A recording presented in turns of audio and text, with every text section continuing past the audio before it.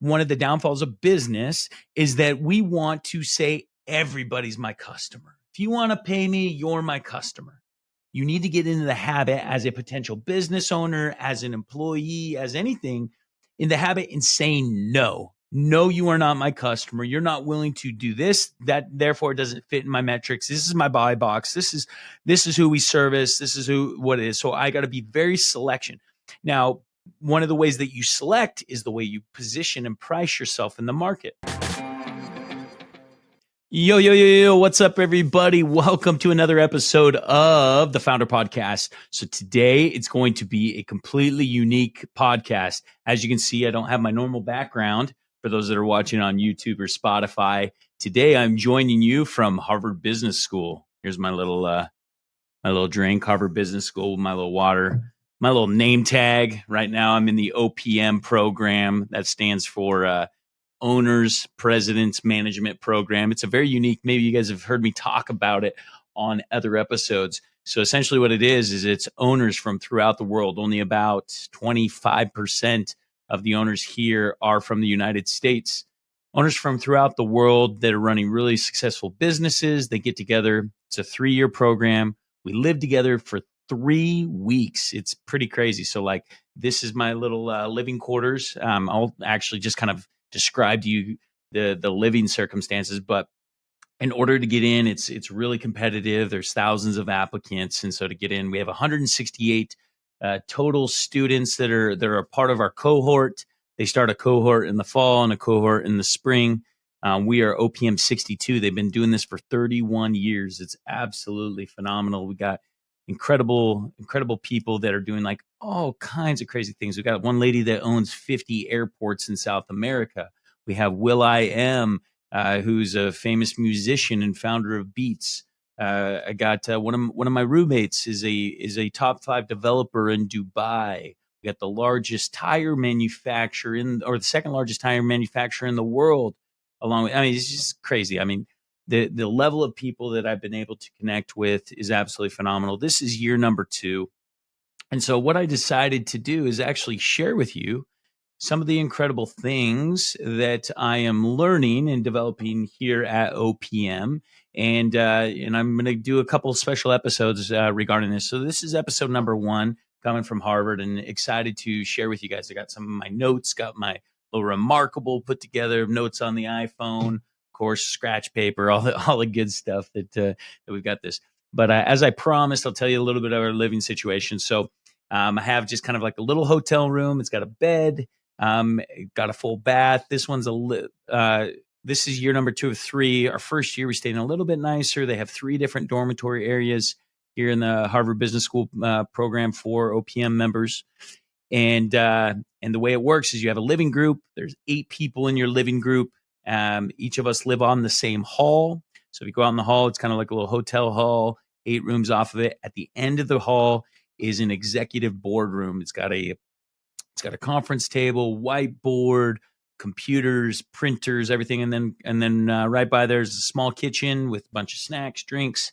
And then there's a living room that's set up just to hang out, watch football, TV, and that type of stuff. So it's an incredible setup. They feed us every single day, breakfast, lunch, and dinner. We have a lot of opportunities to go out and hang.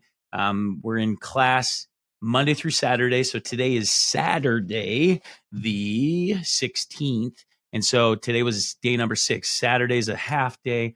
Every other day, we're getting up. We're meeting with our study groups at 7 a.m. We're with them until 4 o'clock. A lot of times we have group activities afterwards in which we're doing group coaching sessions, talking through things that are working in our business, things that aren't. I mean, it's absolutely phenomenal. So I pay $50,000 a year to be a part of this program, to attend here for 3 weeks. And I would absolutely say it's the best money that I've ever spent.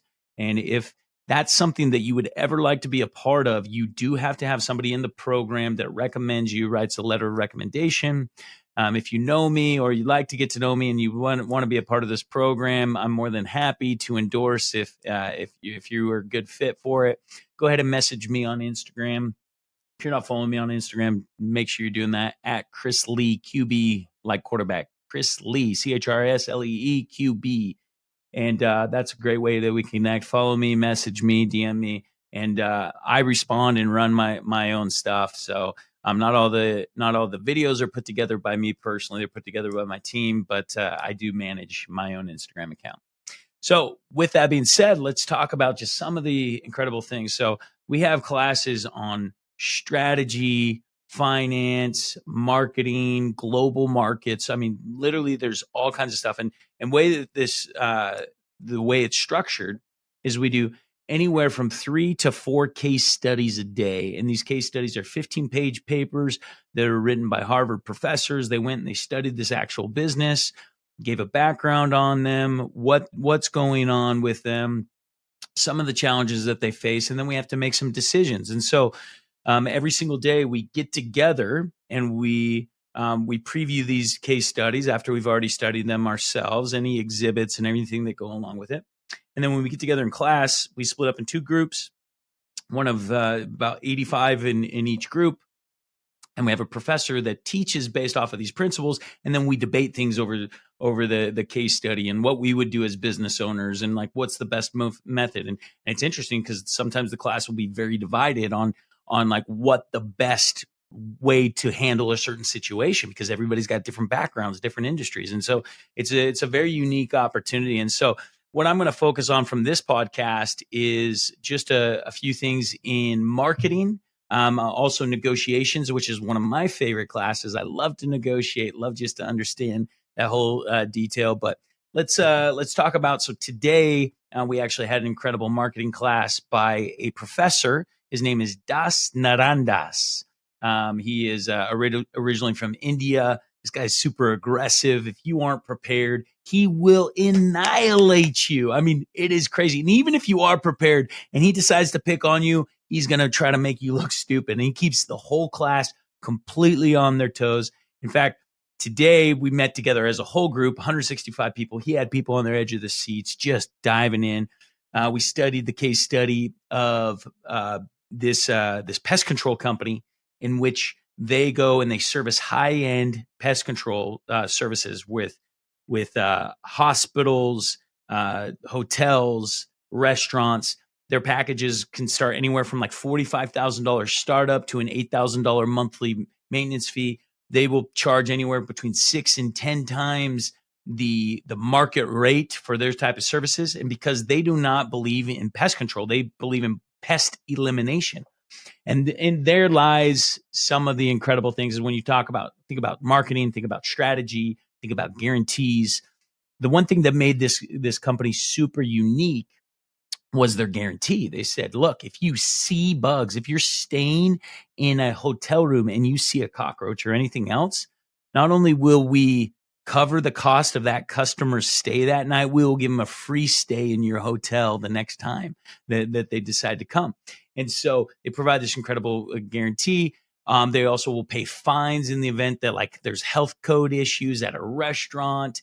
They will, if you decide to go with another service because Bugs wasn't up to, because Bugs Killer Company wasn't up to speed for you, they will actually pay for 6 months of your service with another company. Like they had this remarkable guarantee and because of it, it held their employees to a super high level of excellence, knowing that if they weren't excellent, if they didn't deliver this incredible extermination, that they were killers, not just controllers. So they didn't just do pest control, they did pest elimination. And if their employees didn't perform at that level, what they had to pay for non-performance was extreme. And so that in and of itself held their employees to a super high level of performance. It's internal marketing from this standpoint. And the remarkable thing is these guys do close to $40 million a year in this case study. And they only paid out $2,000 a month in these guarantees. It's because, once again, they held their employees to such high standards. And because of what they paid, they reduced the level of maintenance from these customers. These weren't high maintenance customers. They expected greatness, they expected excellence, but they also weren't unreasonable. The other incredible thing that Bugs Killers did was created buy-in, and this is a principle for all business owners. With the more buy-in that you can create with your customers, the more they're going to realize the value that you are bringing to the table. And let me give you an example from this particular case. So what happened with Bugs Killers is they would actually come in at night and perform on a restaurant. They would come and do the extermination, come in like full hazmat suits. They're spraying, they're killing, they're trapping. They're doing like this full crazy, once a month service in which they're doing. But in preparation for that, what they required from their customers was a beautiful, neat, well-maintained area. And if they did not have it, say if there was like towels underneath a cooktop or something like that, they would literally gather the garbage, put it in the middle of the floor, and put a note that says, "Hey, we don't appreciate that you didn't keep this place clean. We need it clean. This eliminates the bugs. This allows us to do our job." And basically gives them the choice and says like because we value killing all your bugs or whatnot, we chose to do this and we left this so that you could realize. Anyway, so they demand a lot from their customers. I know too often in today's society, we just don't demand enough from our customers. We like whatever the customer wants, I'm just going to give it. And I'm going to let them take advantage of me and this, that, and the other, rather than creating a buy-in. So there was a legitimate buy-in in which the cook would get down on his hands and knees and clean and dust and get things out. And not only would he prepare it for it, but then he would realize, and this was actually an incredible point made by Will I Am today in our class, the cook would realize what they could do in the future to prevent such a mess, right? And because understanding that this is what we're going to have to do to prepare for, I might as well take better action. So in turn, it created excellence within the business that this pest control or this pest extermination company serviced. So you get better service from the cook, better service from the employees or whatever. It's quite the remarkable thing. And so Doss talked about 4 different S's when you're setting up a business. Number 1 is select. Number 2 is serve. Number 3 is satisfy. And 4th is survive. And he says also and thrive, but he said 4 S's sounds better than 4 S's and a T. So survive and thrive. So the 4 S's, so select. Who is my end customer? Too often, one of the downfalls of business is that we want to say everybody's my customer. If you want to pay me, you're my customer. You need to get into the habit as a potential business owner, as an employee, as anything, in the habit in saying no. No, you are not my customer. You're not willing to do this. That therefore doesn't fit in my metrics. This is my buy box. This is who we service. This is what it is. So I got to be very selection. Now, one of the ways that you select is the way you position and price yourself in the market. So Bugs Killer in this particular case study positioned himself 6 to 10 times more expensive than the rest of the market. But when you polled like different customers or different people in the industry, they said, there's Bugs Killers, he's number 1. And then number 2 is like way down here. We're not just talking about price charging. We're talking about value created and culture created within the market. And so you got to be very particular. And here's the interesting thing. It all has to do with your business and applies to your customer. And your customer is twofold.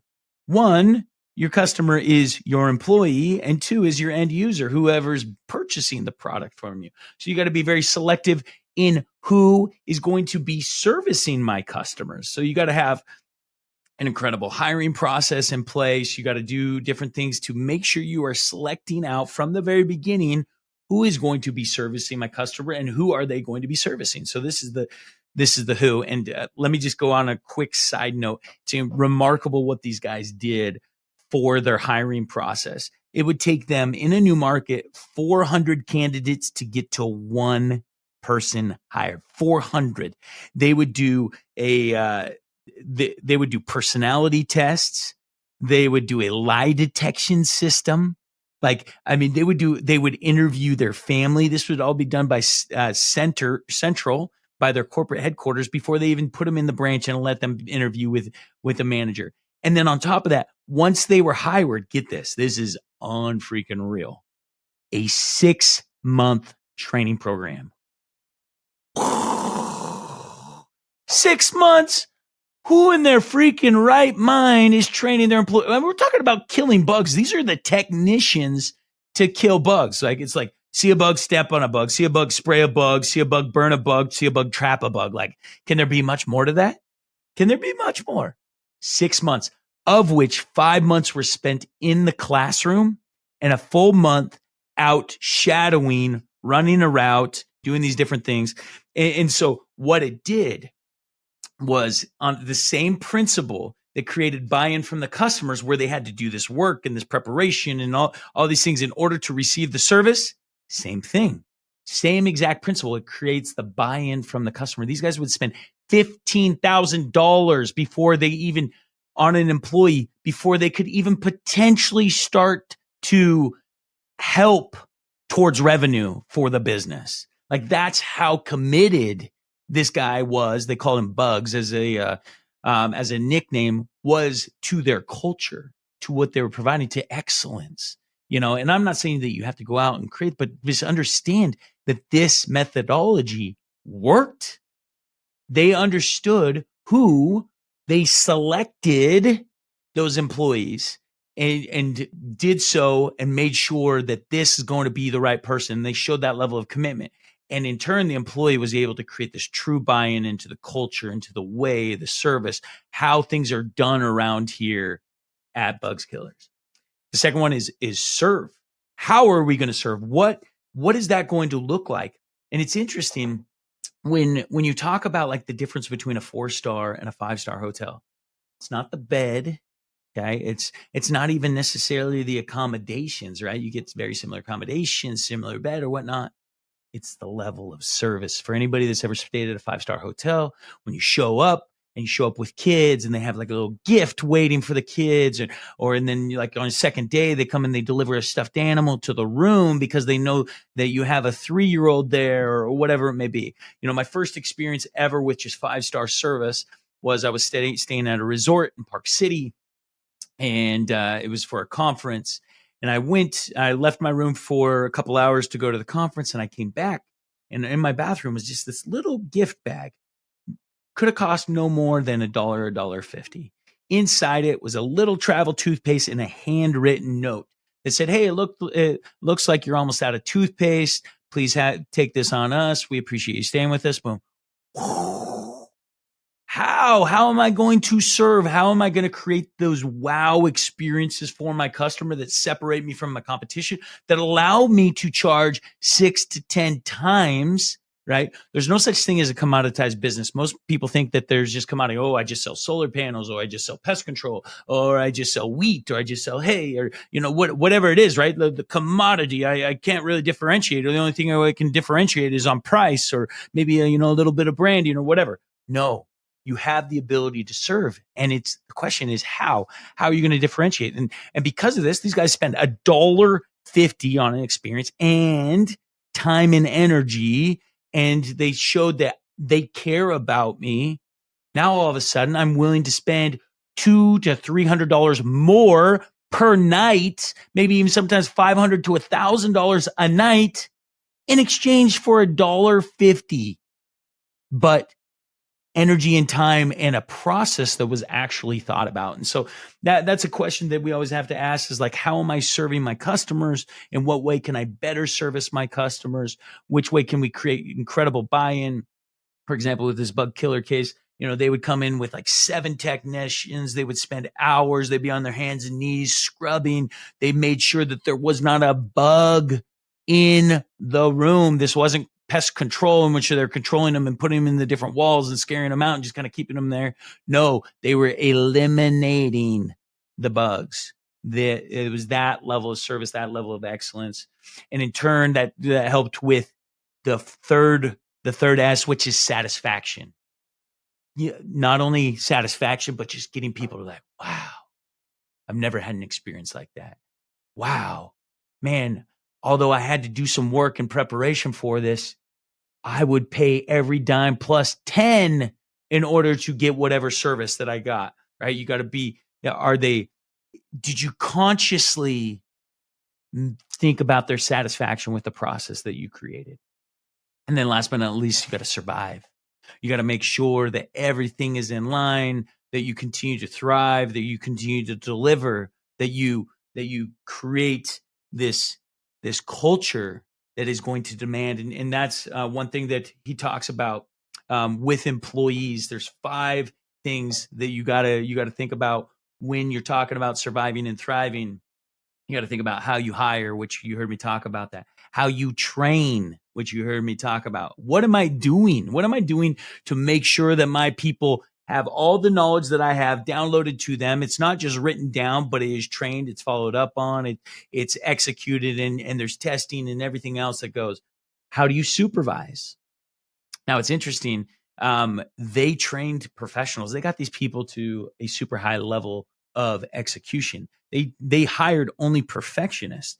And in this particular case, they would send around like a QA every once in a while that would check in, call the customer, go and see the account, make sure that they were delivered on. Now, a lot of people think, oh, that's for QA. That's to make sure that we're delivering good service or whatnot. But this was actually a little bit different. It was tied with their compensations, because perfectionists, the thing that they want to be is recognized. They want to be recognized for the incredible work that they're doing. So then they had pass reports, and everybody's striving for 100%.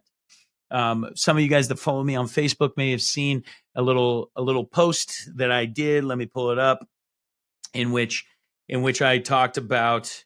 Here we go. For those who are, it says, great motto in business to live by: mistakes are forgiven, liars are not. So one of the things that these guys created was a culture of, hey, it's okay to make mistakes. Mistakes are very costly.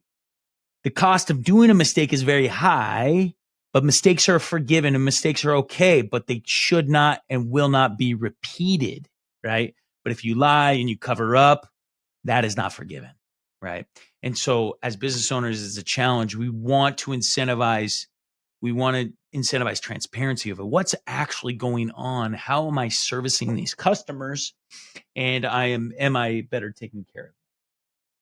Which goes along with, how do I evaluate? And then ultimately, how do I compensate? Remember, people are compensated in more ways than just money, right? Time, energy, and money are the 3 ways. And how am I adding energy to this person's life through the culture that I'm creating?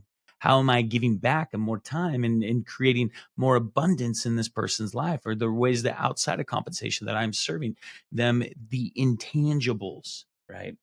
And so ultimately choose to be excellent. So those were a few of the notes that came from that class today. Couple other things actually. So negotiations. We're going to talk about negotiations, and then we'll save some of this for the next episode.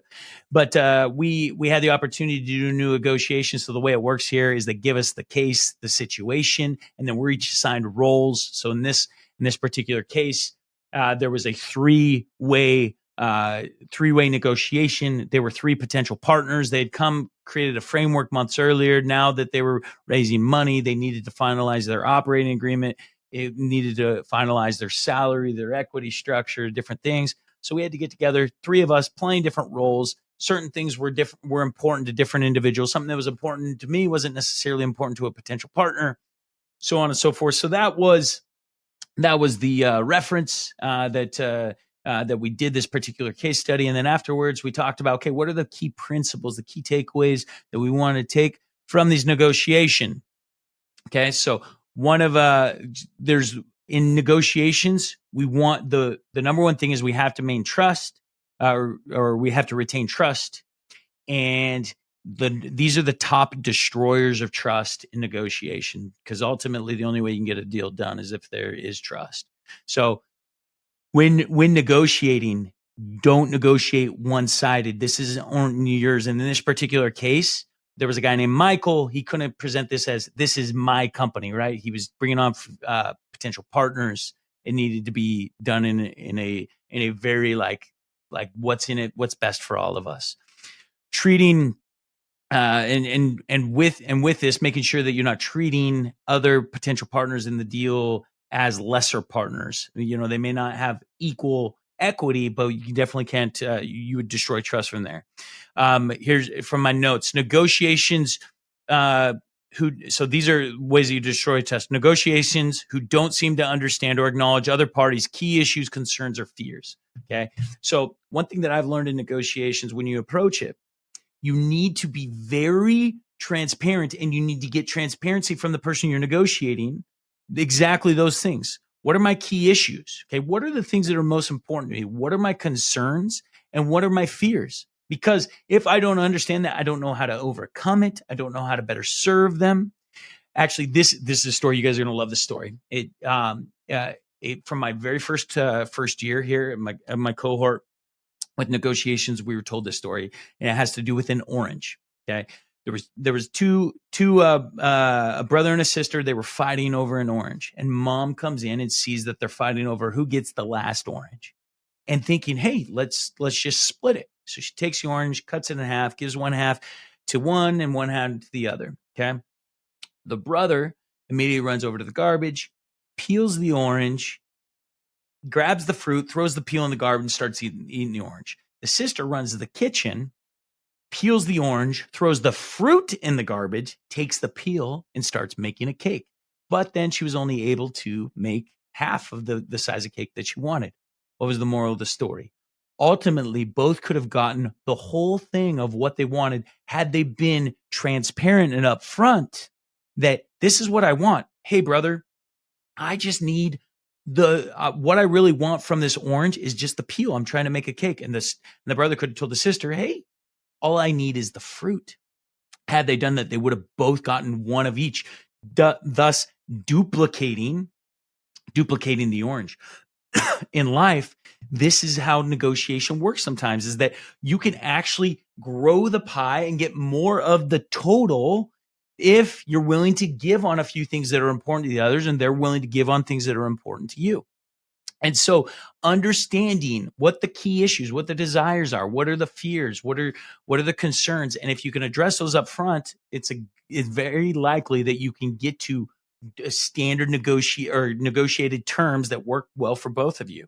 The other one is a thing that can destroy trust is negotiators that haggle over everything. Negotiators that just want to win on, say there's 4 different things that you're trying to negotiate, and you just want to haggle and win on every single thing. If it's not important to you, let them win in trade for something that is more important to you. Don't haggle on every single thing. It's okay to lose a little here if you can win somewhere else. And then last but not least, negotiators who focus too narrowly on this negotiation rather than the future of the particular, of whatever it may be. In this particular case, you are trying to create a partnership that's supposed to last for forever, right? Like you're hoping that until you die or exit 10 years from now or whatever it is. So the worst thing that you could do is screw somebody in this upfront negotiation, and they're just going to hold it against you. And then, 2 months from down the road, you're going to have a board discussion and you're going to be at each other's throats and you're going to be like this, that, and the other. When you negotiate every single little thing and you're only thought about what's happening in the moment rather than thinking about the future relationship. Not only does this apply in negotiating partnerships, but this applies in business. If I'm negotiating a real estate deal and this particular real estate agent or client or person that owns a bunch of real estate, we're doing this one deal, I got to think to myself, if we can come to a fair deal where both feel it win, will this increase my likelihood to be able to continue to negotiate more deals with this particular individual? And I can create more and more value outside of this one negotiation. Okay.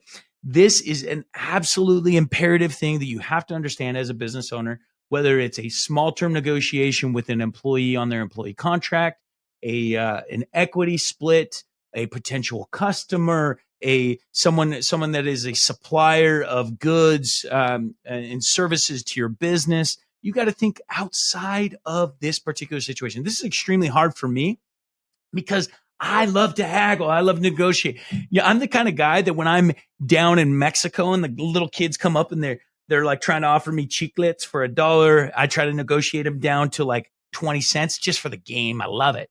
But just so you know, this is the way I handle it. I get them down to 20 cents and I usually give them $5 and tell them to keep the change. But for me, it's a game. And I got to remember that that I have to get out of this particular situation. It's got to be a win.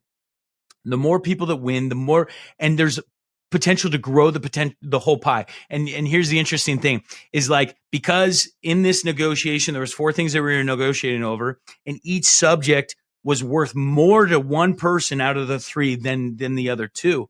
And so what we did is I came in and I used these tactics, and we said, okay, how can we maximize the value for everybody? And the way that they had it broken down in like a scorecard or whatnot, my group scored the highest on total score, total pie grown for the whole organization, more than anybody out of so our group of 3, more than the other 168. And the reason is because we focused on this. Now, I wasn't the top scorer for my particular role, and neither was, someone else, but together we won greater because we understood we were building a business. Okay. So remember that. Hopefully you guys have gained some knowledge. Hopefully you gained some wisdom.